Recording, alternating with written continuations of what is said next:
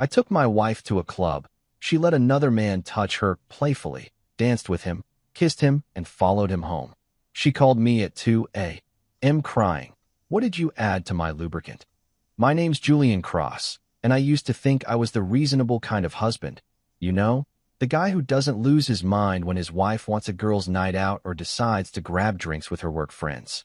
I was that enlightened, modern husband who'd say things like, "Go have fun, I trust you," without a trace of irony or that weird which thing some married dudes develop after a few years. I thought I had this whole marriage thing figured out, like I'd cracked some secret code that other guys were too insecure or possessive to understand. Turns out, I wasn't enlightened at all. I was just blissfully, stupidly unaware that my entire understanding of trust was about to get drop-kicked into oblivion by a Friday night that started with good intentions and ended with me questioning every decision I'd made since I picked out an engagement ring.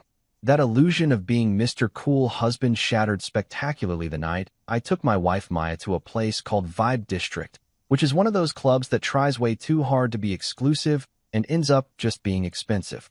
You know the type, velvet ropes outside, a bouncer named Thor or Dwayne who looks like he eats protein powder for breakfast, lunch, and dinner, and a cover charge that makes you wonder if they're also selling you a timeshare in the VIP section. It's the kind of establishment where the drinks cost more than your dignity. Everyone smells like a confusing mixture of money and catastrophically bad decisions. And the lighting is so moody you can't tell if that's a celebrity in the corner or just some guy who owns a vape shop and has really good PR. We went to celebrate Maya's promotion at the marketing firm where she works, which was legitimately a big deal and something I was genuinely proud of her for achieving. She'd been busting her ass for months, pulling late nights, dealing with clients who thought brand synergy was an actual sentence, and navigating office politics that would make Machiavelli say, "Damn, that's cold." So when she suggested we hit up Vibe District to celebrate, I figured why not? I'm a supportive husband. I wore my good shirt, the navy blue one with the subtle pattern that I thought made me look sophisticated and put together. Maya took one look at me and said, "Ah, babe, you look like a dad trying to be cool." And there it was, the truth delivered with a kiss on the cheek and a smile that said she loved me anyway. Spoiler alert, that's exactly what I was. A 34-year-old man in business casual trying to convince himself he still had it, whatever it was supposed to be. At first, everything was genuinely fine, the kind of fine that makes you think maybe you were being paranoid about nothing. Maya looked incredible in this black dress that probably cost half my paycheck, but was absolutely worth it because she was radiant, confident, like she owned the entire club and everyone in it was just a guest in her world.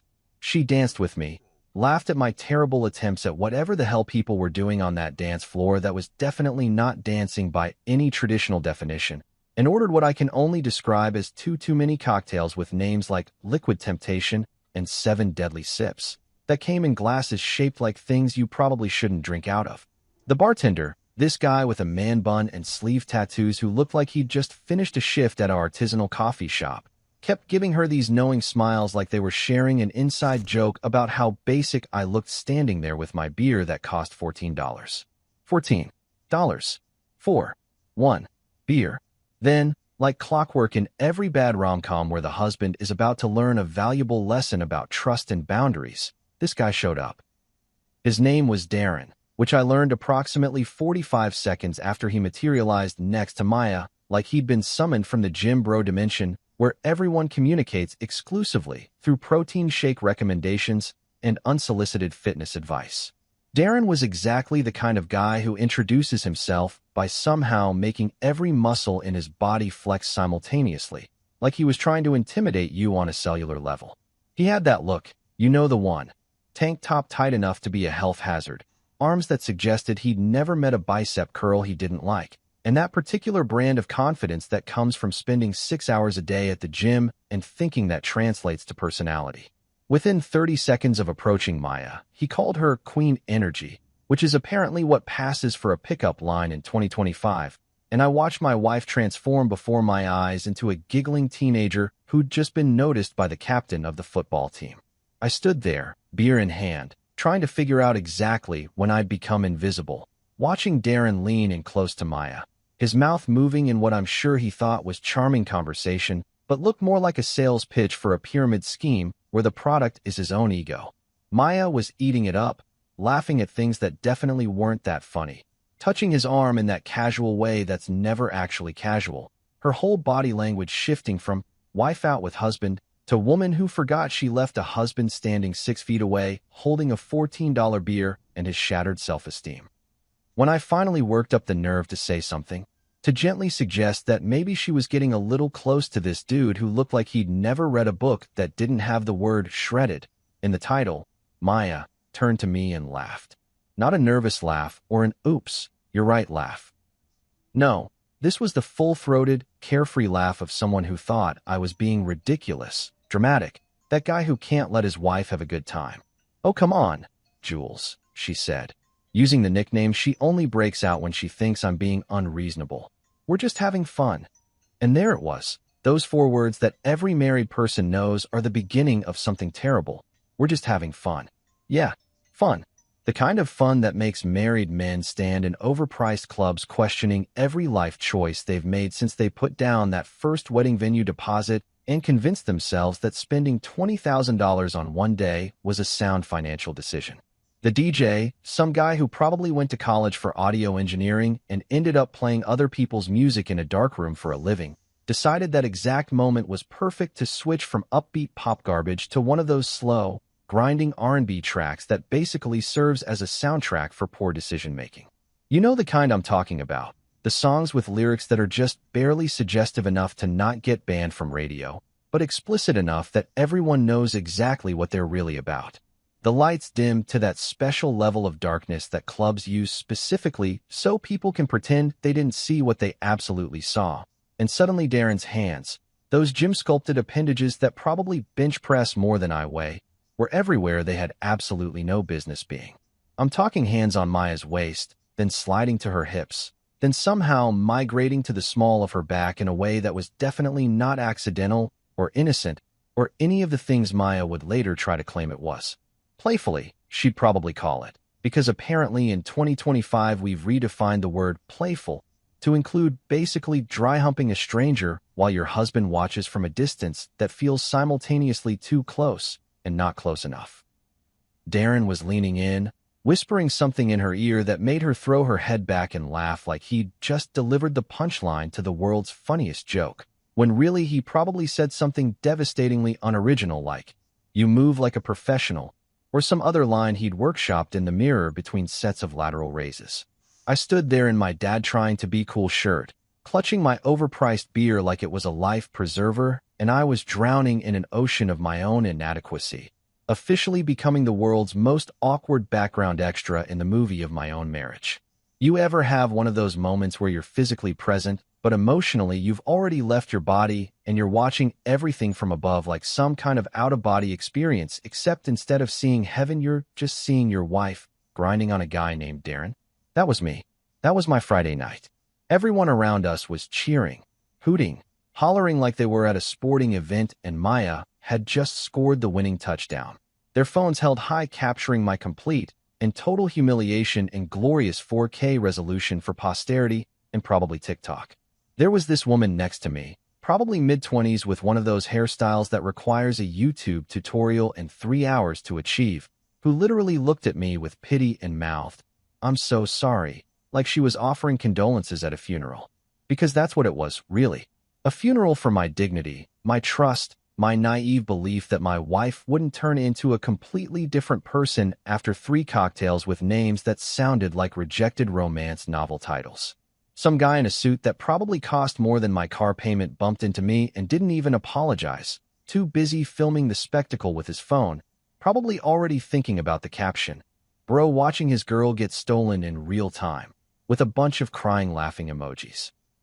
When I finally found my voice somewhere between my bruised ego and my mounting rage, I managed to say, "Maya, maybe tone it down," which in retrospect was possibly the most pathetic string of words ever assembled in the English language. Tone it down. Like she was a stereo playing too loud and not a married woman essentially auditioning for a music video about infidelity. She turned to look at me, and I saw it, that look. You know the one I'm talking about, because if you've ever been in a relationship, you've definitely seen it. It's the "you're ruining the vibe," look that women have perfected over generations. The same expression that says, "I can't believe you're being like this right now," without having to waste actual words on your unreasonable concerns. It's the look women save specifically for men who have the audacity to remind them that they're married, and that marriage traditionally comes with certain boundaries like, I don't know, not letting random gym bros put their hands all over you. Maya leaned in close enough that I could smell her perfume mixed with whatever sugary garbage was in those cocktails, and whispered, "You're too uptight, babe.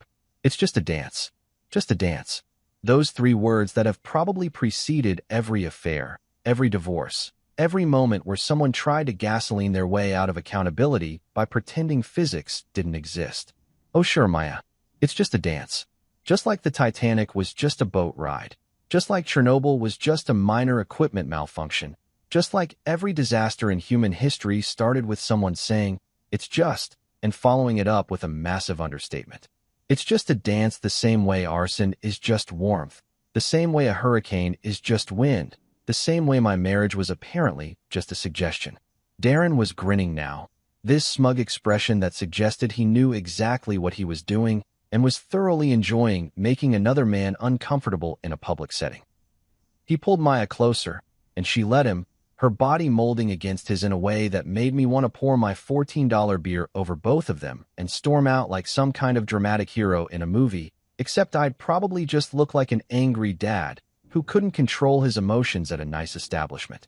The music kept thumping, this bass-heavy rhythm that felt like it was mocking me, each beat a reminder that I was watching my marriage dissolve on a dance floor that probably hadn't been properly cleaned since the Obama administration. Then it happened. The moment that would later be replayed on phones across the city, dissected in group chats, turned into memes and cautionary tales. Darren leaned in, and Maya didn't pull away. She didn't hesitate. She didn't remember that she had a husband standing 15 feet away having an internal crisis. She just leaned in too, and their lips met in what can only be described as a full, camera-ready, tongue-included kiss that would make rom-com directors say, maybe pull it back a bit. We're trying to keep this PG-13. The crowd absolutely erupted like someone had hit a buzzer in a game show called Destroy Your Marriage Live, complete with confetti and a studio audience losing their collective minds. People were screaming, laughing, recording. One guy literally gave Darren a high five like he'd just accomplished something impressive instead of just having basic human decency bypass him entirely. I felt my brain short-circuit, all my thoughts colliding into each other like a multi-car pileup on a highway of disbelief. Part of me wanted to march over there and make a scene, flip tables, throw drinks, do all the things that angry husbands do in movies that always seem justified until you're actually in the moment and realize you'll just end up on TMZ or worse, Reddit. Another part of me wanted to pretend I hadn't seen it, to gaslight myself into believing this was all a misunderstanding, that Maya would come back over any second now with an explanation that somehow made sense. But the largest part of me, the part that was tired and hurt and suddenly very aware that I was wearing a shirt my wife had basically mocked, knew exactly what I needed to do. I didn't yell, didn't flip tables, or throw my overpriced beer or challenge Darren to some kind of ridiculous masculinity contest in the parking lot. I simply set my beer down on the nearest surface, took one last look at my wife kissing another man while strangers cheered and documented the whole thing for internet posterity, and walked out. Just walked right out of Vibe District, past the bouncer who looked at me with something resembling sympathy, past the line of people still waiting to get in who had no idea they were about to enter a club where someone's marriage had just died. Because here's what I'd learned in my 34 years on this planet.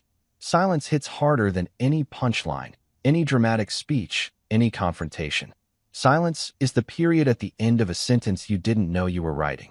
I made it home sometime around midnight, which sounds dramatic until you realize I spent 45 minutes sitting in my car in the club parking lot having what I can only describe as a full-blown existential crisis set to the muffled bass of whatever garbage the DJ was playing inside.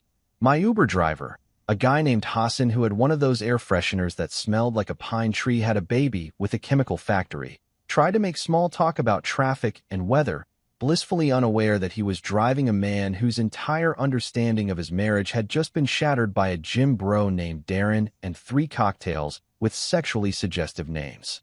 I gave him 5 stars anyway because honestly, what was I going to do? Take out my marital problems on his rating? The man was just trying to make a living, not provide therapy for heartbroken husbands. When I got to our apartment, the one Maya and I had spent 3 weekends painting after we moved in because we were too cheap to hire professionals and too optimistic about our combined handyman skills, I did what any rational person would do. I poured myself a glass of whiskey that was probably too expensive to be drinking alone on a Friday night, sat on the couch that we'd fought about buying because Maya wanted the white one and I correctly predicted it would be impossible to keep clean, and stared at the wall like it might suddenly offer me some kind of cosmic explanation for what the hell had just happened. The apartment felt different somehow, like knowing your wife was out there somewhere, possibly still with Captain Biceps, fundamentally changed the molecular structure of your living space. I must have dozed off at some point because I woke up to my phone buzzing angry and insistent on the coffee table, the kind of buzzing that suggests whoever's calling has tried multiple times and is not going to stop until you answer or they die, whichever comes first. I grabbed it, squinting at the screen with one eye because opening both eyes at 2 in the morning feels like an aggressive commitment to consciousness that I wasn't ready to make. Maya's name lit up the display, along with a photo of her from our honeymoon in Cancun, where she's laughing and holding a margarita the size of her head. Back when I thought I knew everything about her, and the future seemed like this bright, uncomplicated thing that happened to other people who made worse decisions than us. I should have let it go to voicemail. I should have turned my phone off, thrown it in a drawer, gone back to sleep, and dealt with whatever fresh hell was waiting for me in the morning when I'd at least had coffee and possibly some emotional distance from watching my wife make out with a stranger. But I didn't, because apparently I'm a masochist who can't help but answer the phone when it rings, some Pavlovian response programmed into me by years of being the responsible one. The one who answers when people call, who shows up when people need him, who wears the dad trying to be cool shirt and pretends everything's fine. I answered, and immediately wished I hadn't. Maya was crying, not the gentle, movie star single tear rolling down a perfectly made-up face kind of crying, but the full, ugly, hyperventilating kind that makes people sound like they're drowning in their own emotions. But here's the thing. It wasn't the, "I'm sorry, I made a terrible mistake, and I'll spend the rest of my life making it up to you," kind of crying that you might expect from a woman who just publicly humiliated her husband in a nightclub. No, this was the "something weird's happening to me, and I need you to fix it" kind of crying, which, if you're keeping track at home, is a completely different category of tears with wildly different implications. "Julian," she gasped between sobs that sounded like she was auditioning for a role in a soap opera about dramatic medical emergencies, "what did you add to my lubricant?"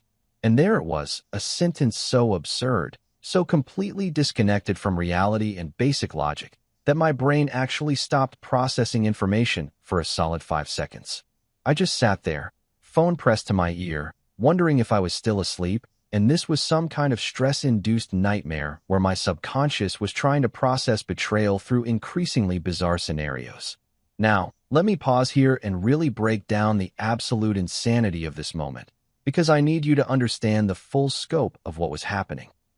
When your wife cheats on you in public, kisses a man whose personality can be summed up as "goes to the gym," follows him back to what I can only assume was his apartment decorated exclusively with protein powder containers and motivational posters about gains, and then calls you at 2 in the morning asking about her personal lubricant, you have officially entered a new level of absurdity where even God looks down from heaven, sees what's happening, turns to the angels, and says, "You know what?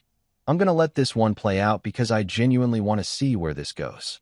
"Maya," I said, my voice still rough with sleep and confusion and the lingering taste of expensive whiskey, "I don't add things to your stuff. I add things to grocery lists. I add things to my Amazon cart. I add cream to my coffee. I do not, have never, and will never add mysterious substances to your personal items because I'm not a psychopath, and also because that thought has literally never crossed my mind in the entire duration of our relationship." I could hear her breathing on the other end, ragged and panicked, and part of me, the part that had loved her for 5 years and married her for 3, wanted to ask if she was okay, wanted to be concerned, wanted to slip back into the role of supportive husband who fixes problems. But the larger part of me, the part that was still seeing her tongue down Darren's throat every time I closed my eyes, was thinking something entirely different.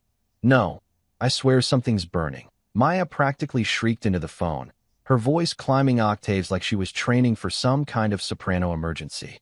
I'm in pain, Julian. Something's wrong. I feel like I'm on fire down there, and I know you did something. I know you put something in my stuff. The accusation hung in the air between us, transmitted through cellular networks and satellites, and whatever other technology allows us to have these completely unhinged conversations in the middle of the night. She was actually suggesting, with apparent sincerity, that I had somehow sabotaged her lubricant in anticipation of her cheating on me, like I was some kind of revenge mastermind who plans ahead for betrayal. Let me get this straight, I said, sitting up fully now because this conversation required my complete attention and possibly a stronger drink. You think your boring husband who you literally mocked for wearing a dad shirt tonight, somehow predicted you'd go home with the incredible bulk and preemptively tampered with your personal items? Do you hear yourself right now? Do you understand how absolutely unhinged that sounds? Maya kept crying, insisting something was wrong, that she was burning, that this couldn't be normal, and all I could think was one thing, one crystal clear thought that cut through all the noise and drama and middle-of-the-night chaos. That's karma, sweetheart, finally switching from emotional damage to physical form. That's the universe saying, oh, you thought you could just kiss random dudes at clubs and face no consequences? Let me introduce you to my friend, immediate regret. I didn't say that out loud, of course, because I was raised with some semblance of manners, and also because kicking someone when they're down, even someone who deserves it, felt like stooping to a level I wasn't quite ready to reach. Maya, I need you to listen to me very carefully, I said, using the same tone I'd used to explain something simple to someone very confused. I did not touch your stuff. I did not add anything, remove anything, or even look at anything in your personal drawer, because I respect boundaries and also because I literally had no reason to. Whatever's happening to you right now is not my fault, not my problem, and frankly, given that you're calling me from what I assume is another man's apartment at 2 in the morning, not really my concern anymore. The line went quiet for a moment, just the sound of her breathing and maybe some muffled talking in the background that was probably Darren asking what was wrong, completely oblivious to the comedy of errors he'd walked into.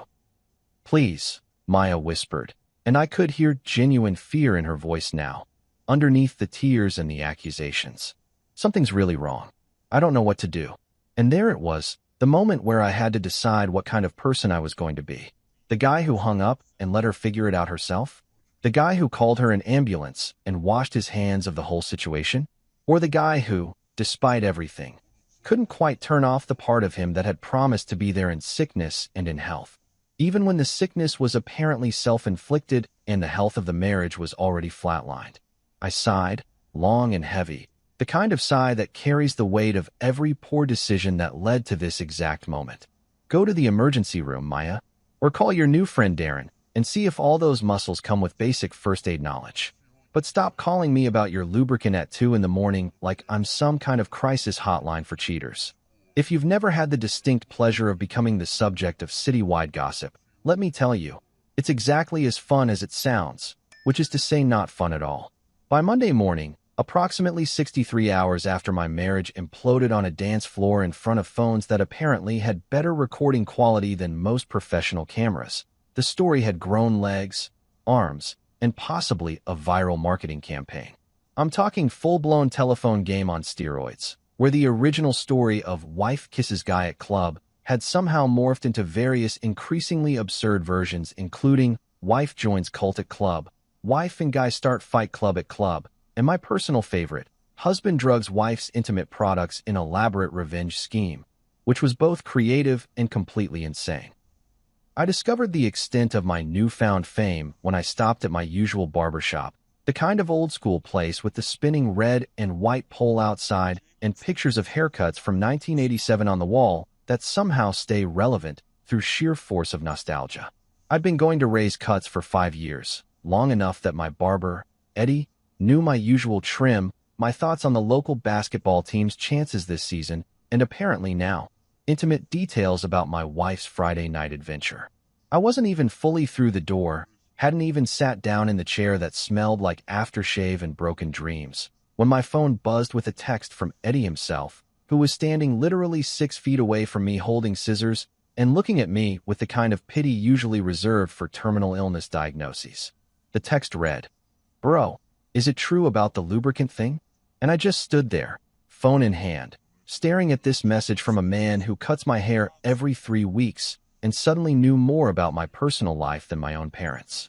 I looked up at Eddie, who had the decency to look somewhat embarrassed, and he just shrugged like, "Hey man, I had to ask, everyone's talking about it." Everyone. Apparently the entire city had nothing better to do on a Monday morning than discuss Julian Cross's marriage disintegrating in real time, with a side plot about allegedly tampered personal products that sounded like a rejected storyline from a bad soap opera. "No, Eddie," I said, sitting down in the chair with the resignation of a man who'd given up on dignity sometime around 2 a.m. Saturday morning. "It's not true. None of it's true. Well, except the part where my wife kissed a guy who looks like he was genetically engineered in a lab to sell protein shakes. That part's unfortunately very true." Eddie nodded sagely, like he'd seen this kind of thing before, which, knowing his clientele of divorced dads and guys going through midlife crises, he probably had. He started cutting my hair while carefully avoiding eye contact in the mirror, which I appreciated because the last thing I needed was to watch someone watch me have feelings about my crumbling marriage. By the time I got to work at Henderson and Associates, the accounting firm where I'd spent the last 7 years crunching numbers and slowly losing my will to live in the most financially stable way possible, I'd received 14 texts, 6 calls from numbers I didn't recognize, and a Facebook friend request from someone named Drama Alert News, which I declined on principle. The office, normally a haven of boring spreadsheet discussion and arguments about the thermostat that Janet from HR kept setting to Arctic temperatures, had apparently transformed into a gossip hub where the main topic of discussion was my personal tragedy. I made it exactly 12 feet from the elevator to my desk before Tina Chun, my coworker who sat 2 cubicles over and had a concerning addiction to true crime podcasts, intercepted me with a coffee and the kind of expression people wear when they're about to say something they think is helpful, but definitely isn't. Tina was well-meaning, the kind of person who brought homemade cookies to the office and remembered everyone's birthdays, but she also had the subtlety of a fire alarm and the gossip filter of a tabloid magazine. "Hey, Julian," she whispered, which was pointless because in an office with cubicles, whispering just makes everyone else strain harder to hear what you're saying. "Just know, we all support you.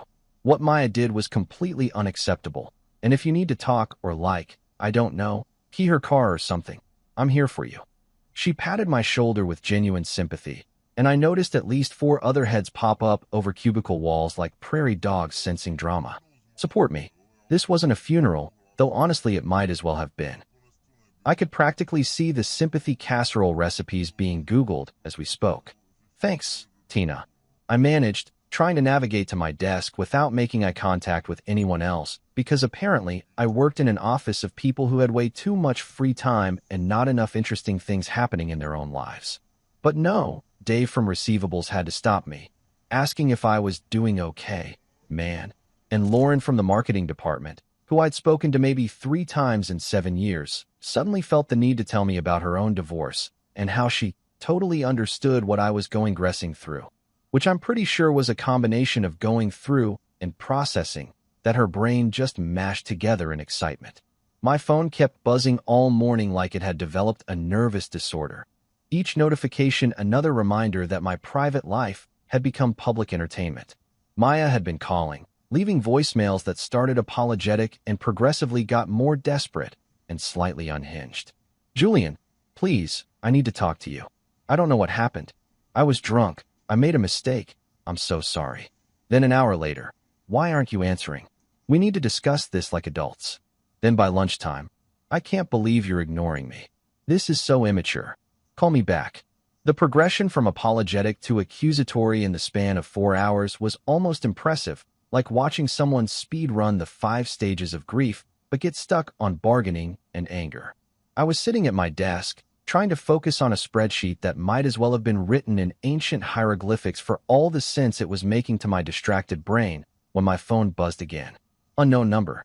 Normally I'd ignore it, Assume it was a spam call about my car's extended warranty or some scam about unpaid taxes that the IRS definitely didn't send via random text messages.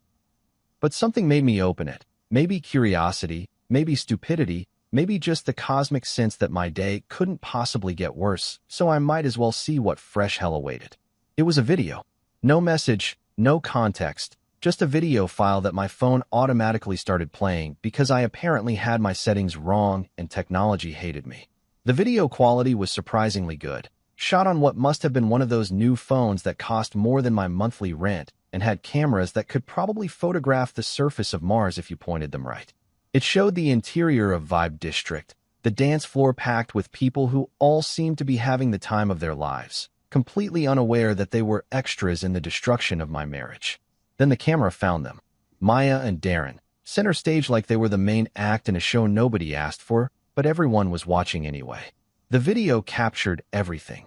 Maya laughing, tossing her hair back in that way she did when she was really feeling herself, Darren's hands on her waist, then lower, then everywhere. The dancing that progressively got less dancing and more simulating activities that should require privacy and possibly a permission slip. The crowd around them cheering, encouraging, creating this bubble where apparently normal social conventions and marriage vows just didn't exist anymore. And then the kiss. In high definition, with multiple angles, because apparently several people had the same idea to document this moment for posterity. I watched my wife kiss another man, really kiss him, the kind of kiss that left no room for interpretation or excuses about it didn't mean anything, or I was just drunk.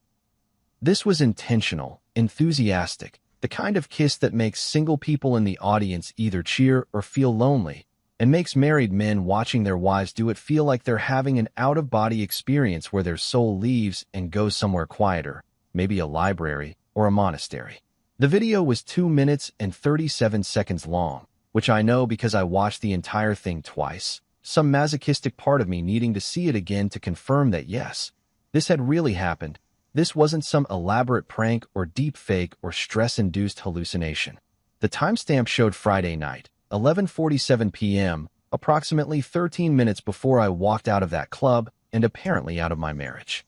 Someone had added text at the bottom, Vibe District getting wild fire, with emojis that felt deeply inappropriate given the context.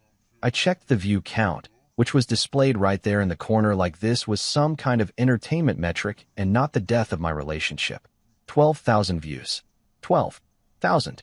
In less than 63 hours, 12,000 people, strangers I would never meet, had watched my wife cheat on me. The comments section, which I absolutely should not have opened but did anyway because apparently I hated myself, was a mixture of damn that's crazy, feel bad for the husband, and inexplicably, several people debating whether the song choice was appropriate for that level of grinding. I sat there, in my cubicle at Henderson & Associates where the most exciting thing that usually happened was someone bringing donuts on Friday, staring at my phone screen showing a video that had somehow become internet famous in half a week. 12,000 views and climbing.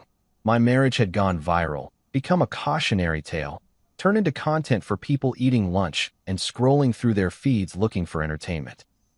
I was internet famous now, except instead of being the guy who did something cool or funny, I was the guy whose wife made out with Captain Biceps while he stood there in his dad's shirt holding an overpriced beer.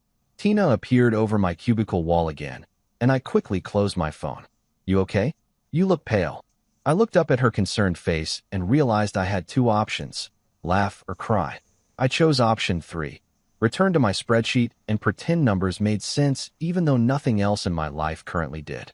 If you've never experienced the joy of having your personal life dissected in a family group chat, let me paint you a picture of what that particular circle of hell looks like. Family group chats are already a minefield of unsolicited opinions, questionable memes that your aunt thinks are hilarious, and photographs of meals that nobody asked to see. But when you throw in a public cheating scandal that's been viewed 12,000 times and counting, it transforms into a full-blown digital courtroom where everyone suddenly has a law degree from the University of I Told You So. The Cross Family Chat, creatively named Cross Fam Red Heart, by my mom who discovered emojis approximately 2 years ago and has been using them with the enthusiasm of someone who just learned a new language, exploded around 3 in the afternoon on Monday. I was still at work, still pretending to care about spreadsheets while internally having what psychologists probably call a moment, when my phone started having what can only be described as a seizure. Buzz, buzz, buzz, buzz, buzz, an endless stream of notifications that made my phone vibrate so aggressively across my desk that Tina looked over with concern, probably thinking I was getting emergency alerts about a natural disaster, which wasn't entirely wrong because my family had officially become a Category 5 hurricane of opinions. My mom, Patricia Cross, retired elementary school teacher and holder of strong opinions about literally everything from politics to the proper way to load a dishwasher, fired the opening shot. "Julian, sweetheart, I just heard about what happened with Maya. You deserve so much better than that. I never liked her anyway." Red heart face blowing a kiss, folded hands, which was fascinating because my mom had spent the last 3 years telling everyone at her book club how lucky she was to have such a wonderful daughter-in-law and posting photos of Maya on Facebook with captions like, "My beautiful girl." But sure, Mom, you never liked her. Revisionist history at its finest.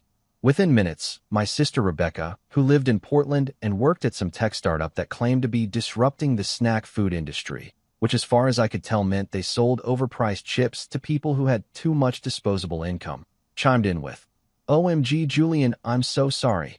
Do you need me to come home? I can totally take time off work. Also, I always thought she was sketchy. Remember at Christmas when she said she didn't like dogs?" Red flag. This was the same sister who'd been in Maya's bridal party, given a tearful speech at our wedding about how perfect we were together, and literally texted me 6 months ago asking if Maya had any single friends. But apparently now she'd always known, had always seen the signs, was basically a prophet who'd predicted this catastrophe. My dad, Robert Cross, a man of few words who communicated primarily through grunts, nods, and the occasional perfectly timed sarcastic comment, contributed exactly one thing to the conversation. Thumbs up. Just a thumbs up emoji. No words, no elaboration, no "sorry son," or "we're here for you," or any of the things you might expect from a father whose son's marriage just became internet entertainment. Just a thumbs up, the universal symbol for, "I acknowledge this situation exists, but I'm not getting involved because I learned a long time ago that family drama is a trap and the only winning move is not to play." I stared at that thumbs up for a solid minute, trying to decode whether it meant "good job leaving her," or "I see your message," or "thumbs up that you're getting divorced," or if my dad had just accidentally opened the group chat while trying to check the weather and hit the emoji button by mistake. With my father, all options were equally possible. The man had mastered the art of being physically present but emotionally unavailable since approximately 1987, and honestly, in this moment, I respected it. At least he wasn't pretending to have had opinions about Maya all along that mysteriously never surfaced until after everything went to hell. My brother Marcus, not to be confused with my lawyer friend Marcus, which was going to get confusing real quick, added his 2 cents. "Dude, that video is everywhere." My buddy from college sent it to me like, "Yo, isn't this your brother's wife?" And I had to be like, "Yeah, man, that's my sister-in-law committing marriage suicide in 4K. Wild. You good though?"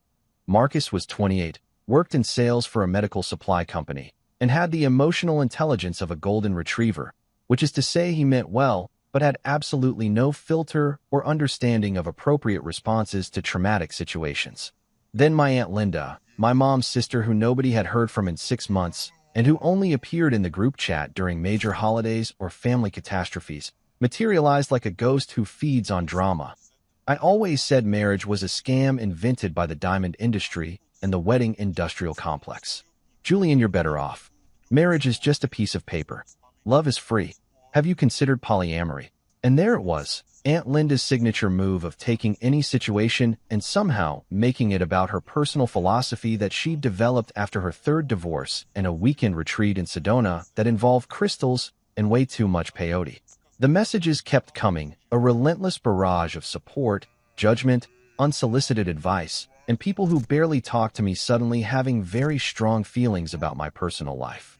My cousin Jennifer sent a gif of someone throwing papers in the air with the caption, "Divorce Party," which felt premature and also weirdly celebratory. My uncle Frank, who I saw maybe once every 3 years at funerals, sent a message about how women these days don't understand commitment, which was rich coming from a man who'd been married 4 times, and was currently on wife number 5. What nobody was sending was anything actually helpful. No, do you need anything? No, want to grab a beer and talk. No genuine offers of support that didn't come wrapped in judgment or I told you so energy. Just a digital pylon of people suddenly remembering every minor thing Maya had ever done that they could now retroactively label as a red flag.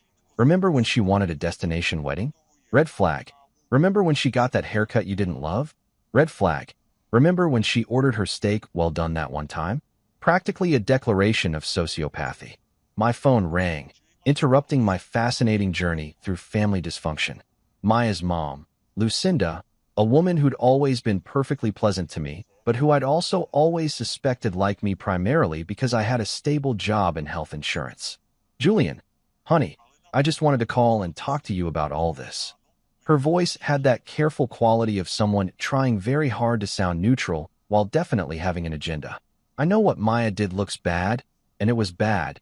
Don't get me wrong, but she's not a bad person, Julian. She just made a mistake. She's my daughter, and I know her heart, and this isn't who she really is. I held the phone away from my ear for a second, looking at it like it might suddenly start making more sense. Lucinda, I said, trying to keep my voice level and failing. She kissed another man in public, followed him home, and called me at 2 in the morning to accuse me of sabotaging her personal items. That's not a mistake. That's a series of choices made over several hours with multiple opportunities to stop and think, hey, maybe this is a bad idea. I could hear her breathing on the other end, that particular mom breath that precedes a lecture about understanding and forgiveness. People make mistakes when they drink, Julian. You can't throw away 3 years of marriage over one night of poor judgment. Think about everything you've built together. Your apartment, your life, your future. Are you really going to let one mistake destroy all of that? And there it was, the classic manipulation technique of making the person who got cheated on somehow responsible for the relationship ending. Like I was the unreasonable one for not wanting to stay married to someone who made out with a gym bro while I watched. Like the real problem wasn't Maya's actions, but my reaction to those actions. Lucinda, I appreciate you calling, but I don't think we're going to agree on this. I started to say more, to explain that it wasn't just about the kiss, it was about the trust, the humiliation, the complete lack of respect. But what was the point? She was Maya's mom. She was always going to see her daughter as the victim of circumstance, alcohol, bad lighting, whatever excuse made the situation more palatable. I got it. I didn't agree with it, but I got it. I hung up without saying goodbye, which was rude, but also I was fresh out of emotional bandwidth for managing other people's feelings about my divorce. My phone immediately buzzed again. The family group chat. My mom. Who's Lucinda and why is she calling you? Is she taking Maya's side? I'll call her right now and give her a piece of my mind.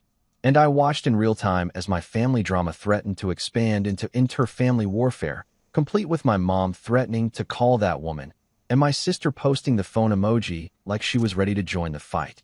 I did what any sane person would do. I muted the group chat, opened my messages, and scrolled to Marcus. Not my brother Marcus the golden retriever, but Marcus Chun, my actual lawyer friend who I'd known since college and who'd made it through law school despite our best efforts to distract him with video games and questionable life choices. Marcus was the kind of lawyer who wore expensive suits but still quoted movies from our 20s, the rare combination of professional competence and personal loyalty that made him the exact person I needed right now. I sent him the video without context, just the link, and waited. 3 minutes later, my phone rang. Buddy, Marcus said, and I could hear him trying not to laugh. This is the easiest divorce case I've ever seen. Like, I don't even need to do anything. I could submit this video as Exhibit A, and the judge would probably just stamp the papers right there. This is so open and shut it's basically already closed. He paused. You okay though? I mean, beyond the obvious fact that this sucks. I'm fantastic, Marcus. Living the dream. My wife's internet famous. My family group chat is planning World War III, and I spent my Monday watching strangers debate my marriage in a comments section. I leaned back in my office chair, staring at the ceiling tiles that definitely had asbestos in them. When can we get started on those papers? I can have them ready by Wednesday. Julian, I'm serious. This is going to be smooth. She's got nothing. No defense, no sympathy, just a viral video and bad decisions. He hesitated. You sure you want to do this? No chance you want to try counseling, or… Marcus, she made out with a guy named Darren who wears tank tops as a personality trait. I'm sure.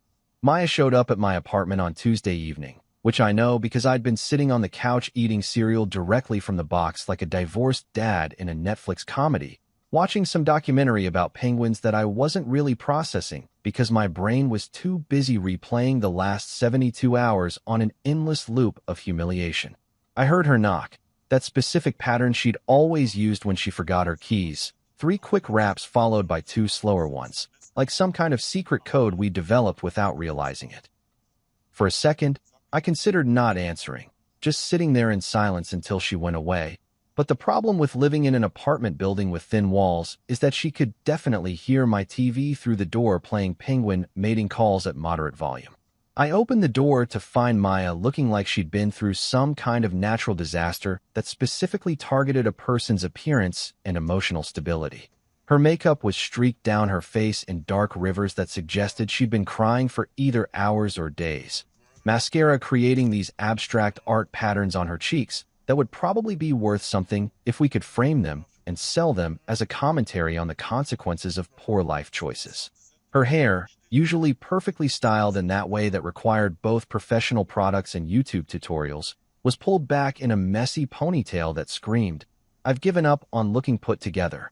She was wearing sweatpants and an oversized hoodie, the universal uniform of people having emotional crises. And honestly, if I'd seen her on the street, I might not have immediately recognized her as the same confident woman who'd been grinding on Darren 3 days ago. "Julian," she said, and her voice cracked like she was trying to speak through a throat full of emotions and regret. "Please, we need to talk." She looked past me into the apartment, our apartment, the place where we'd spent 3 years building a life that apparently meant more to me than it did to her.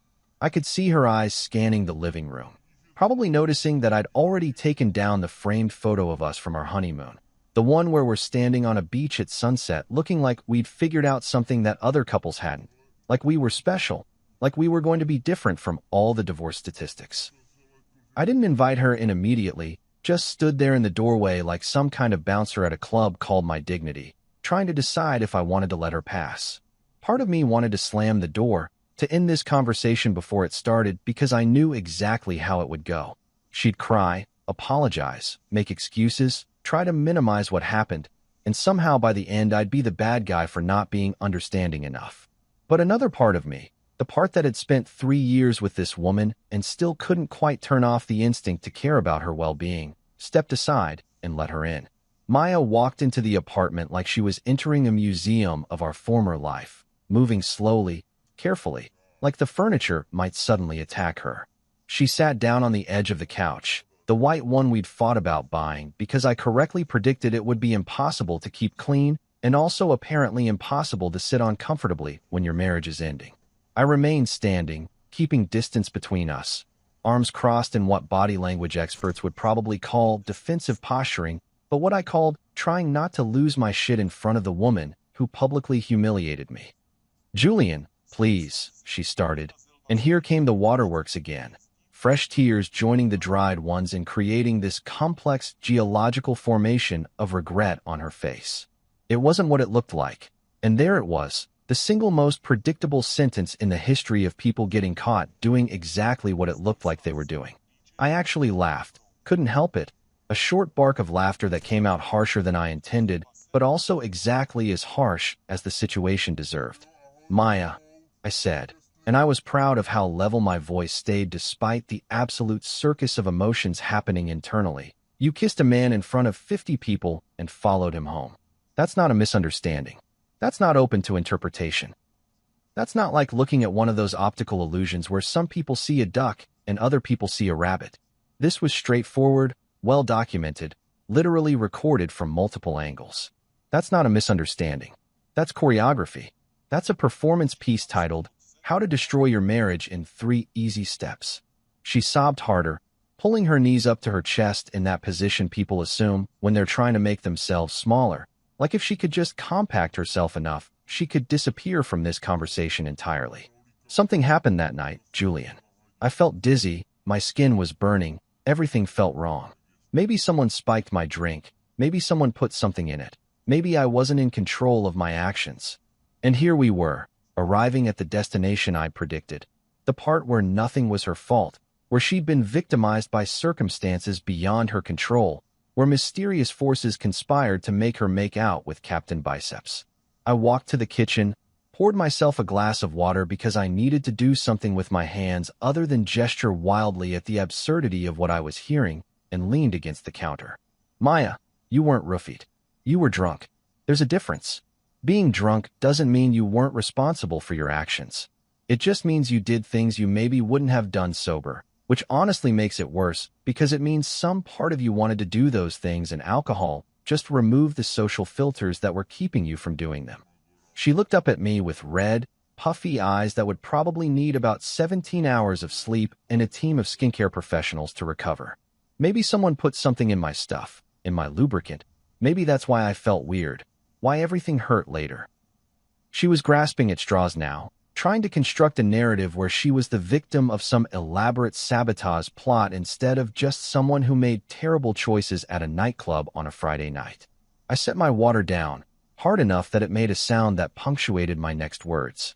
You mean the warming gel that your friend left at our place? The one with cinnamon oil that literally says, warming sensation, on the label in letters big enough that you could read them from space? That's what happened, Maya. You grabbed the wrong tube in your rush to hook up with Darren, and you paid the price. That's not sabotage. That's not a conspiracy. That's just you not reading labels and experiencing the natural consequences of your actions, which seems to be a theme lately. She flinched like I'd hit her, and I immediately felt that familiar guilt creeping in, that instinct to soften my words, to be gentler, to prioritize her feelings over my own hurt. But I fought it back because for once, just once, I deserved to be angry without apologizing for it. For once, my feelings got to matter more than managing hers. You're being cruel, she whispered, like cruelty was exclusive to the person pointing out facts rather than the person who created this entire situation. I'm being honest, I corrected. There's a difference. Cruel would be if I sent that video to your boss, to your friends, to everyone in your contact list. Cruel would be if I posted about this on social media with detailed commentary. Cruel would be if I did any of the 1,000 petty revenge things I've thought about over the last 3 days. Honest is me telling you that what you did was inexcusable, that no amount of alcohol or bad decisions or burning sensations changes the fact that you cheated on me, publicly, enthusiastically, while I watched. I moved to the window, looking out at the street below where normal people were having normal Tuesday evenings, walking dogs, coming home from work, completely unaware that 3 floors up a marriage was having its final conversation. You know what the worst part is, Maya? It's not even the kiss. I mean, the kiss was bad, don't get me wrong. The kiss made me want to dissolve into the floor and never exist again. But the worst part was watching you laugh, watching you light up around him in a way you haven't lit up around me in months. The worst part was realizing that you were having more fun with a stranger who called you Queen Energy than you'd had with your husband in I don't even know how long. Maya stood up, took a step toward me, reaching out like she might touch my arm, try to bridge the physical distance that represented the emotional chasm between us. Julian, I love you. I made a horrible mistake, but I love you. We can work through this. We can go to counseling. We can fix this. We can. No, I said, and the finality in my voice surprised even me. We can't. Because fixing this would require me to forget what I saw, to unhear what I heard, to delete the video that 12,000 people have watched, to somehow convince myself that this was just a one-time thing and not a symptom of something fundamentally broken. And I can't do that, Maya. I won't do that. I deserve better than spending the rest of my life wondering if every time you go out you're going to find another Darren, another excuse, another way to make me feel like this. She was full-on sobbing now, the kind of crying that comes from realizing you've lost something you didn't appreciate until it was gone. Please, Julian, please don't do this. I'm begging you. I'll do anything. I'll change. I'll be better. I'll never drink again. You'd need more than therapy. I interrupted, my voice quieter now, but no less certain. You'd need antivirus software. You'd need a complete system reboot. And even then, Maya, even if you could somehow become a completely different person, I can't unknow what I know now. I can't unsee what I saw. Every time I close my eyes, I see you kissing him. Every time my phone buzzes, I remember you calling me about lubricant from another man's apartment. Every time someone mentions that club, I'll remember standing there like an idiot in my dad's shirt, holding an overpriced beer while my wife auditioned for a reality show about infidelity. I walked to the door, opened it, the universal signal that this conversation was over. You need to leave, Maya. We'll handle everything else through lawyers. Marcus already has the papers drawn up. You'll get them by the end of the week. She stood there for a moment, looking at me like she was waiting for me to change my mind, to pull her into a hug and tell her we'd figure it out. But I just stood there, hand on the door, waiting for her to go. Even then, watching her walk out, part of me felt bad. Then I remembered the video, still climbing in views, still being shared, still existing as permanent documentation of my humiliation. Nope, guilt gone. Door closed. Maya, in what can only be described as a commitment to denial that would impress even the most dedicated conspiracy theorists, insisted on seeing a doctor. Not just any doctor, mind you, but her gynecologist, Dr. Patricia Reynolds, a woman in her 50s who'd probably seen everything the human body could throw at her and had developed the kind of professional detachment that comes from spending your days dealing with people's most intimate problems. I know this because Maya called me 4 times on Wednesday morning demanding that I accompany her to this appointment, like I was some kind of emotional support husband who owed her the courtesy of sitting in a waiting room while she tried to build a medical case for why kissing Darren wasn't actually her fault. The first 3 calls I ignored, letting them go to voicemail where Maya left increasingly frantic messages about how she needed answers, needed to know what had happened to her body, needed me there, because apparently going to the doctor alone was somehow more traumatic than publicly destroying our marriage. The 4th call I answered, mostly because I was tired of my phone buzzing and disrupting my breakfast of champions, which was coffee and the lingering taste of regret. What, Maya? I said, not bothering with pleasantries because we were well past the point where I had to pretend to care about social niceties. Julian, please, I have an appointment with Dr. Reynolds at 2. I need you to come with me. I need someone there. I can't do this alone, and you're still my husband. Her voice had that desperate quality of someone who knows they're asking for something unreasonable, but is going to ask anyway, because what else do they have to lose? Still my husband. Technically true, though that still was doing a lot of heavy lifting considering I'd already met with Marcus and signed papers that would make this still a formerly within a matter of weeks. I should have said no. I should have told her that her medical appointments were no longer my responsibility, that she'd forfeited the right to ask me for support when she decided to tongue wrestle a gym bro in public. But curiosity got the better of me, that terrible human instinct to see how the story ends even when you already know it's going to be a disaster. Plus, a small, petty part of me wanted to be there when a medical professional confirmed what I already knew, that there was no conspiracy, no sabotage, just poor decisions and the consequences thereof. So I found myself at 2 o'clock on a Wednesday afternoon sitting in the waiting room of Women's Health Associates, a medical practice decorated in what I can only describe as aggressively calming colors, lots of mauves and teals that were supposed to make you feel relaxed, but instead made you feel like you were sitting inside someone's Pinterest board. The receptionist, a woman named Gloria according to her name tag, who had the kind of perfectly styled hair that suggested she woke up at 5 in the morning to achieve it, kept glancing at me with poorly concealed curiosity because I was apparently the only man in a waiting room full of women holding magazines about pregnancy and menopause. Maya sat next to me, fidgeting with her phone, occasionally sniffling in that way that suggested she was either still crying or wanted me to think she was still crying. We didn't talk. What was there to say? Hey, remember when our marriage imploded 4 days ago? Good times. The silence was punctuated only by the sound of a daytime talk show playing on the TV mounted in the corner, some segment about couples therapy that felt so on the nose it was almost funny. After 15 minutes that felt like 15 hours, a nurse called Maya's name. The nurse, a younger woman probably in her late 20s with scrubs covered in cartoon cats, and the kind of cheerful demeanor that suggested she either loved her job or was very good at faking it, smiled at both of us. Maya Cross, Dr. Reynolds is ready for you. You can both come back. She said it like it was completely normal for a husband to accompany his wife to a gynecologist appointment that was specifically about what happened after said wife cheated on him. I followed them down a hallway that smelled like antiseptic and poor life choices, past examination rooms with closed doors hiding other people's medical dramas. Dr. Reynolds' office was exactly what you'd expect. Diplomas on the wall proving she'd gone to medical school and wasn't just making this up as she went along. A desk covered in papers, and one of those anatomical models that always made me uncomfortable because I never knew where to look. And two chairs facing her desk where Maya and I sat like we were meeting with a principal about our child's behavior, except the child was Maya, and the behavior was infidelity with a side of suspicious burning sensations. Dr. Reynolds, a woman with short gray hair and glasses that hung on a chain around her neck like she was permanently ready to examine something at a moment's notice, looked at Maya with the kind of professional concern that comes from years of practice. "Maya, you mentioned on the phone that you experienced some concerning symptoms over the weekend. Walk me through exactly what happened." She had a notepad ready, pen poised, completely unaware that she was about to document the most absurd medical complaint of her career. Maya launched into her story, carefully edited to remove certain details like, "I was at another man's apartment because I'd just publicly cheated on my husband."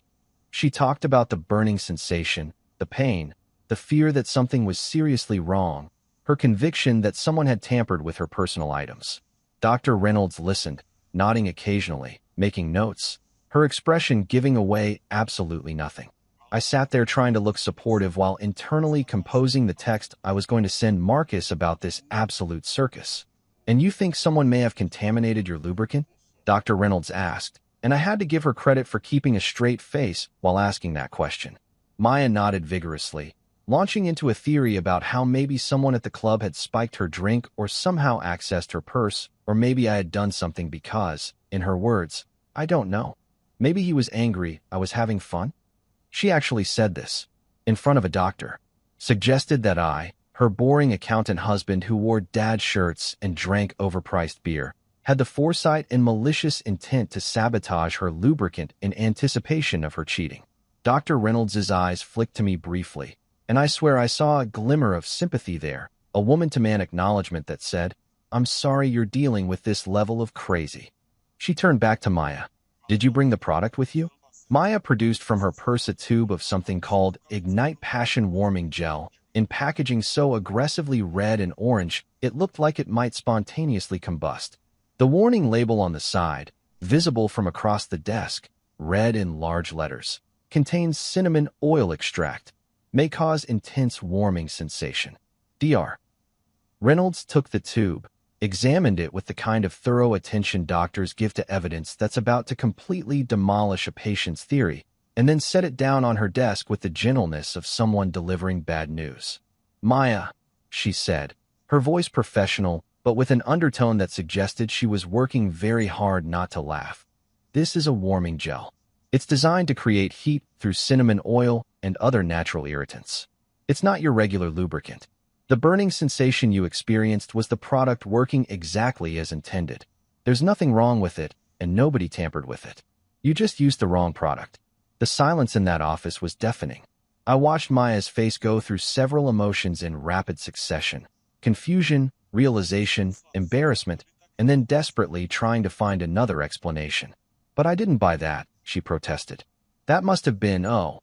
The realization hit her visibly, like watching someone get struck by lightning made entirely of their own stupidity.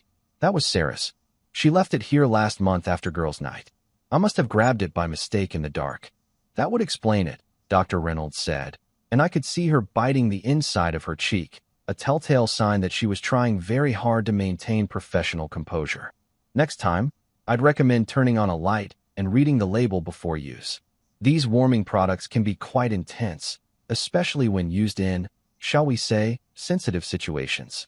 The way she said sensitive situations, while carefully not looking at me, made it clear she'd connected the dots about why Maya had been using lubricant at all, and where, and with whom. I almost sent Dr. Reynolds flowers right then and there. Actually considered pulling out my phone and ordering a bouquet with a card that said, "Thank you for your service in the war against my wife's delusions." Maya tried to salvage something from this wreckage, turning to Dr. Reynolds with tears forming again. "But see, it wasn't my fault. I grabbed the wrong thing. I didn't know. Someone should have labeled it better." "Maya," I said, speaking for the first time since we'd entered the office. The label literally says warming gel in letters the size of my thumb, in bright red, with a warning, and a picture of what appears to be flames. I looked at Dr. Reynolds. The part where she grabbed the wrong tube and burned herself? That's not her fault. Fair enough. Nobody's perfect. But the part where she was in a position to need lubricant at another man's apartment at 2 in the morning? That part's still entirely on her. Dr. Reynolds coughed, a diplomatic cough that said, I'm a medical professional, and I'm not getting involved in your marital issues, but also, yeah, he's got a point. Even the nurse, who'd been standing quietly by the door presumably in case Maya needed an exam, was pressing her lips together, trying not to smile. I could see it. That universal human reaction to witnessing someone face the consequences of their own actions in the most absurdly specific way possible. Maya stood up abruptly, grabbing the tube of warming gel like it was evidence in a trial she'd just lost. This is humiliating, she said, which was rich coming from someone who'd been humiliated on a much larger scale just days earlier. I thought you'd be on my side, Julian. I thought you'd support me. She looked at Dr. Reynolds. Thank you for your time, she said with as much dignity as someone could muster while holding warming gel that had betrayed them. As we walked out, past Gloria the receptionist who definitely heard everything because these walls were thin and drama travels, I felt lighter somehow. Because this confirmation, this medical validation that Maya's burning sensation was just the universe's way of delivering instant karma wrapped in cinnamon oil, was exactly what I needed. Even the nurse caught my eye as we left and gave me the smallest nod, a gesture of solidarity that said, we all know what happened here, and we're rooting for you. If there's one thing modern society has perfected, it's the ability to turn other people's personal tragedies into entertainment that can be consumed while eating lunch or sitting on the toilet. By Thursday morning, my marriage had officially become content, the kind of viral story that people share with captions like, "This is wild," or "I can't believe this happened," while completely ignoring that there are actual human beings attached to this drama who have to wake up every morning and remember that yes, this really happened, and yes, everyone they've ever met has probably seen the video by now. Maya's friends, that collection of women who I'd spent 3 years making small talk with at birthday parties and tolerating at brunches where they took 16 photos of their avocado toast before anyone was allowed to eat, had apparently split into 2 distinct camps that were waging a very public war across multiple social media platforms. It was fascinating to watch, like observing a nature documentary about tribal warfare, except instead of fighting over territory, they were fighting over who could virtue signal the hardest about a situation they barely understood. Camp Sympathy, led by Maya's college roommate Jessica, who worked in human resources and had the kind of bleeding heart that made her cry at commercials for dog shelters, was posting things like, "Everyone makes mistakes." She was drunk and vulnerable. Poor Maya is going through so much right now. Let's show some compassion. Jessica had even created an Instagram story with one of those background templates that said, "Be kind," in flowing script over a picture of flowers, as if the real problem wasn't Maya's infidelity, but rather society's mean-spirited refusal to excuse it. Her post had attracted dozens of comments from other women who apparently believed that alcohol was a get-out-of-consequences-free card, and that feeling bad about your actions somehow canceled out the actions themselves. Then there was Camp Truth, spearheaded by Brittany, who worked with Maya at the marketing firm and had always struck me as the kind of person who said things like, "just being honest," before delivering devastating observations that were absolutely accurate but maybe didn't need to be said out loud.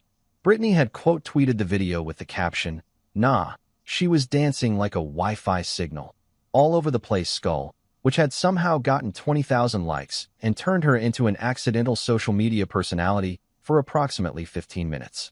Her comments section was filled with people either applauding her for speaking facts or calling her a terrible friend, and Brittany was responding to both with equal enthusiasm because she'd apparently decided that if Maya was going to make their friend group internet famous, she might as well lean into it.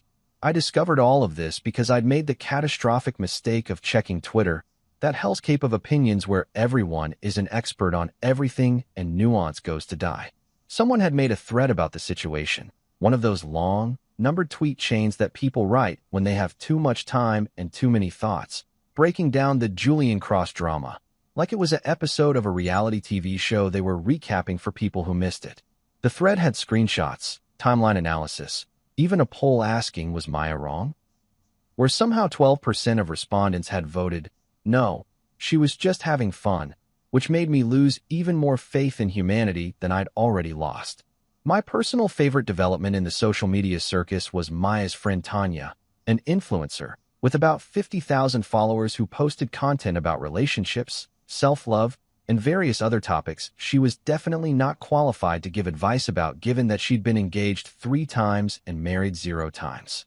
Tanya had made a whole TikTok using our situation as inspiration for a video about trust in relationships, without actually naming us, but making it so obvious who she was talking about that people in the comments were linking to the original club video within minutes. I watched this TikTok while eating cereal directly from the box again, because apparently that was my depression meal now. Standing in my kitchen at 9 in the morning before work like this was a perfectly normal way to spend my Thursday.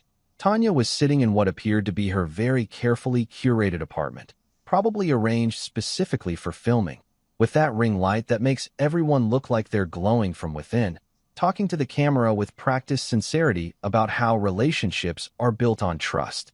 And sometimes people make mistakes, and we have to ask ourselves if we're willing to forgive those mistakes or if we're going to let one moment define everything. The whole thing was incredibly vague and incredibly specific at the same time. That particular skill influencers have perfected where they talk about real situations without technically talking about them, so they can maintain plausible deniability if anyone gets mad. She never said my name or Maya's name, but she described the situation in enough detail that anyone who'd seen the video knew exactly what she was referencing. Sometimes in relationships, Tanya said, looking directly into the camera with those big doe eyes that she definitely practiced in the mirror, one partner might go out and have a little too much fun and maybe cross some boundaries, and the other partner has to decide if they value the relationship more than their pride. Value the relationship more than my pride. Like my issue with Maya kissing another man was a pride problem and not a basic respect and human decency problem. Like I was being stubborn by not wanting to stay married to someone who'd made out with a stranger while I watched. The video had 1.3 million views, 15,000 comments, and had somehow become Tanya's most popular post ever, which meant she was essentially profiting off my misery. Her follower count had jumped by 10,000 overnight. She was gaining sponsors. My marriage ending was literally helping her career. I scrolled through the comments, which was masochistic, but also I couldn't look away, watching strangers debate my life like it was a hypothetical situation and not an actual thing happening to an actual person. He should forgive her. Relationships are hard. Nah, if my man did that, I'd be gone. Why was he even at the club if he didn't want her to have fun? That's not fun, that's cheating. Everyone's so judgmental. You don't know their relationship. We literally watched her cheat on video. What more do we need to know? Someone had commented, this is literally about it Maya cross-marketing and her husband LMAO, with a link to Maya's Instagram. And that's when I discovered that Maya had made the spectacularly poor decision to post a public apology. Not a private conversation, not a heartfelt message to the people actually involved, but a full Instagram post with a black background and white text.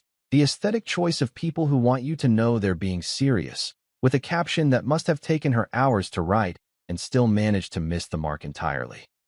The post read, I want to address what happened last Friday night. I made a terrible mistake, one that I regret more than words can express. I was in a bad place mentally, I had too much to drink, and I acted in a way that doesn't reflect who I am or what I value. I hurt someone I love deeply, and I'm working on becoming a better person. I'm asking for privacy and understanding during this difficult time. Nobody's perfect, and I hope people can find it in their hearts to forgive mistakes. I'm human, just like everyone else. Red heart.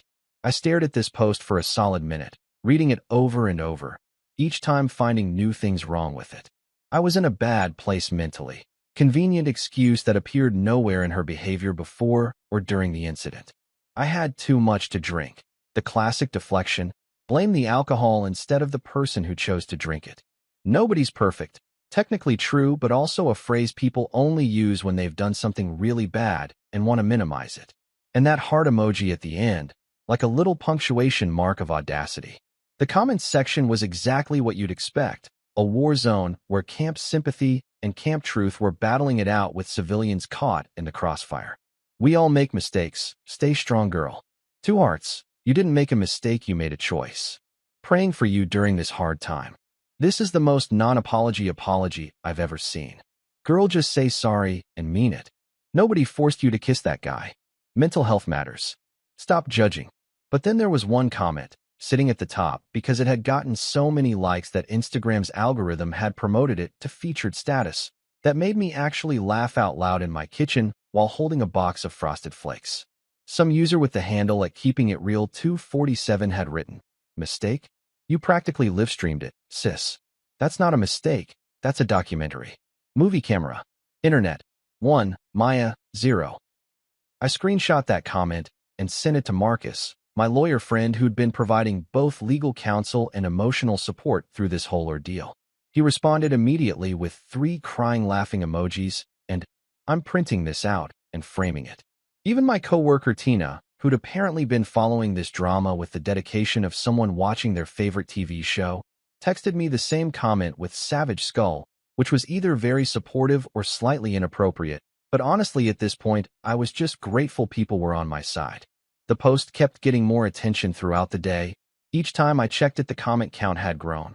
People were tagging their friends, sharing it to their stories, using it as a jumping-off point for their own relationship hot takes. Maya was getting exactly what she'd asked for in her caption, attention, but definitely not the kind she wanted. For every supportive comment, there were 5 calling out the non-apology, the victim mentality, the complete lack of actual accountability. By lunchtime, someone had made a meme using a screenshot of Maya's post, adding text that said, "When you get caught cheating, but make it aesthetic black heart sparkles," and it was making the rounds on Twitter with thousands of retweets. Someone else had created a parody account called Mistakes Were Made that was just posting other celebrities' apologies with commentary about how they were all better than Maya's. My marriage had officially transcended being just drama and had entered the realm of meme, that permanent internet archive where things live forever and get referenced in YouTube videos years later. I thought about texting Maya, telling her to delete the post, that she was just making things worse by trying to control the narrative. But then I remembered that managing her public image was no longer my job, that I'd been relieved of that duty the moment she decided to kiss Darren in front of cameras. If she wanted to keep digging this hole, keep posting things that the internet would tear apart, that was her choice. I had my own problems to deal with, like the fact that my boss had just walked by my desk and said, "Hang in there, champ," which meant even the people who signed my paychecks knew about my personal life. The weirdest part of this whole social media circus wasn't the comments or the memes or even Tanya's exploitative TikTok.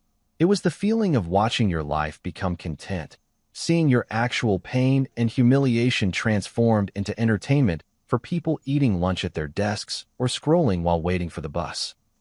Every share, every comment, every view on that original video was a reminder that my worst moment was now public property, something people could consume and discuss and have opinions about without ever considering that I was a real person who had to keep living after this moment passed. But you know what?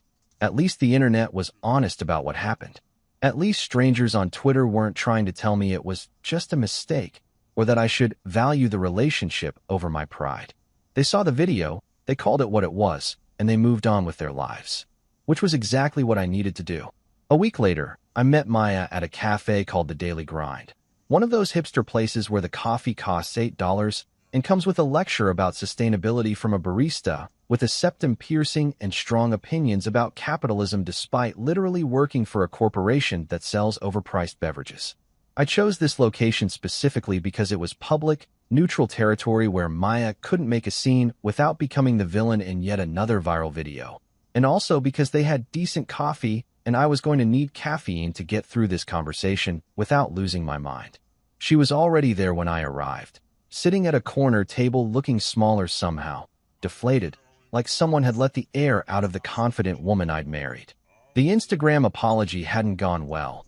The internet had thoroughly roasted her, and apparently reality was finally settling in. She had a cup of something that had probably been described as a handcrafted artisanal beverage, but looked like regular coffee with extra steps. And she was staring at it like it might contain answers to questions she hadn't figured out how to ask yet. I sat down across from her, pulled the manila envelope from my bag with the kind of dramatic flair usually reserved for murder mystery reveals, and slid it across the table. The divorce papers Marcus had prepared were inside, official and final, the legal documentation that would transform us from married couple to strangers who once shared an apartment and a catastrophically bad night at a club. "You're really doing this?" Maya asked, looking at the envelope like it was a bomb about to explode, which in a way it was, just a bomb that destroyed marriages instead of buildings. "Maya, you kissed a man, followed him home, and nearly burned down your dignity with warming gel you couldn't be bothered to read the label on." "Yes, I'm really doing this." I sipped my coffee, grateful for the bitter taste that matched my mood perfectly. She reached across the table for my hand, a gesture that might have worked a week ago, but now just felt manipulative, desperate, like she was trying to physically hold on to something that was already gone. "Can't we fix this?" Her voice cracked, tears forming again because apparently her tear ducts had become overactive since Friday night. "Therapy, counseling, anything? I'll do whatever it takes." I pulled my hand back, gentle but firm, establishing a boundary that should have existed before but definitely needed to exist now. "You'd need more than therapy. You'd need antivirus software. You'd need a complete personality reboot. And even then, Maya, I can't unknow what I know. Every time I'd look at you, I'd see you kissing him." She cried, reaching for napkins that were apparently decorative because they dissolved immediately upon contact with tears. Even I felt a bit bad watching her fall apart. Then I remembered the video views, 1.3 million and climbing. "Nope, guilt gone. Sign the papers, Maya. Let's end this with whatever dignity we have left." Months later, I was officially single again, and honestly, life was pretty damn good. Maya had moved out, deleted all her social media after the internet refused to forgive her non-apology, and apparently joined a meditation retreat in Bali. Fitting. Maybe the monks could teach her the difference between dancing and dry-humping strangers in public. As for me, I started laughing again, got a new apartment that didn't smell like betrayal and bad decisions, and adopted a dog named Mojo who was more loyal than my ex-wife ever was. I told my story on a podcast called Cheaters Anonymous, and the episode titled The Lubricant Incident went viral. Again, except this time I was in control of the narrative, getting paid for sponsorships, and turning my pain into profit like a true American. The podcast blew up, hit number 3 on the comedy charts, and suddenly people recognized me at coffee shops asking for relationship advice like I was some kind of guru instead of just a guy whose wife couldn't read warning labels. Now when people ask if I'd ever take Maya back, I smile and say, only if she reads the label first. The internet loved that line. So did I?